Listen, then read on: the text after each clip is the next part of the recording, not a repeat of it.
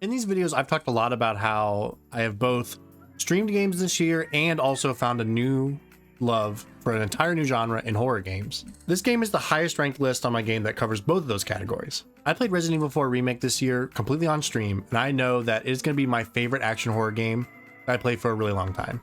My trio of horror games I played this year on stream ends here with RE4 Remake, and I can't say enough great things about this game. Resident Evil is obviously a classic series, but things weren't always as great as they are now with the franchise. Once they started making their remakes and rebooted the series with Village, sky has been the limit for this game. People were concerned, however. Resident Evil 4 holds up so well today. Why do they need to remake this one? I'm so glad they did. The remake got rid of the tank control movement. No more needing to stand in place to shoot zombies. That idea was probably fine back then, but without it being gone, I don't think I would have really tried this game. They also added in a parrying system for knife attacks that make it possible to survive attacks if you can time it correctly, as well as give another resource to manage that feels natural for this game. For having not played the original, from what I've heard, there's really nothing they changed in this remake that's not much better for the game, making this remake truly the new definitive way to play this game.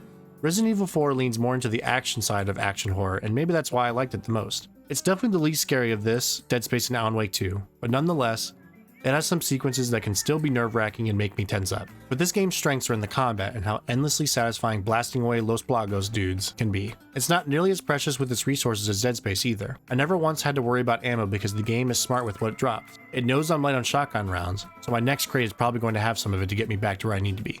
I'd be a fake Resident Evil fan if I didn't talk about the best part of this game, the inventory management. Dredge used a similar system to this as well to store fish, but RE4's inventory management in the suitcase is truly unmatched. It is so satisfying to organize the grid layout in Leon's case and make sure everything is where you want it to be. It really could have been its own game if they wanted it to be. I'm only like 10% joking here, but I'm just going to say that if you purposely use the auto sort function and don't do it on your own, you're kind of a coward, but that's all. For real though, every encounter in this game feels perfectly crafted.